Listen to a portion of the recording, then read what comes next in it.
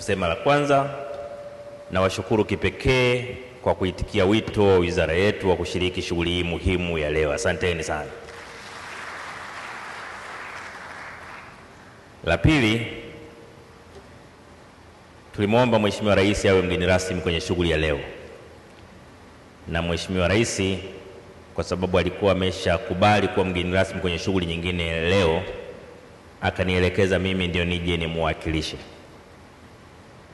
Msisitizo wa Rais kwa siku ya leo ni mshikamano wa nchi yetu.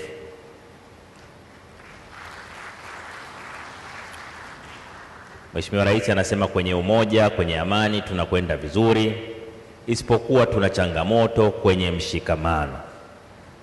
Kwa Mheshimiwa Rais anaomba Watanzania wote watafakari na kujielekeza katika kujenga mshikamano wa nchi yetu.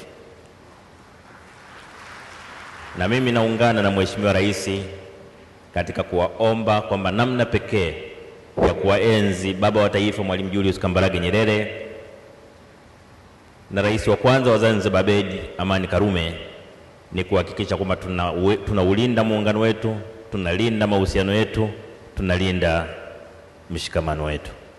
Kwa sababu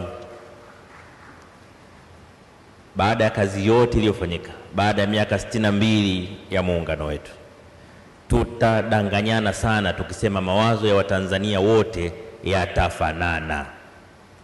Hakuna siku mawazo ya Watanzania yatafanana, lakini tunaweza tukakubaliana kutofautiana kwenye mambo mengine, halafu tukaenda mbele. Tunaweza tukakubaliana kwenye maeneo tusiyokubaliana, tuweze kuvumiliana, kwa sababu hili ni taifa la binadamu wanaofikiri, sio taifa la mawe. Mawe ukiyaweka hayafikiri, hayaoni, lakini binadamu wanafikiri na kuona, na kila mtu Mungu amempa kipaji chake cha namna ya kufikiri na kuona. Kwa hiyo ni muhimu tujenge utaratibu wa kuheshimu mawazo ya watu wengine, kuyapa nafasi mawazo ya watu wengine, lakini pia kuvumiliana sehemu tunayotofautiana. Baada ya hayo, nawatakia usiku mwema wa Mtanzania.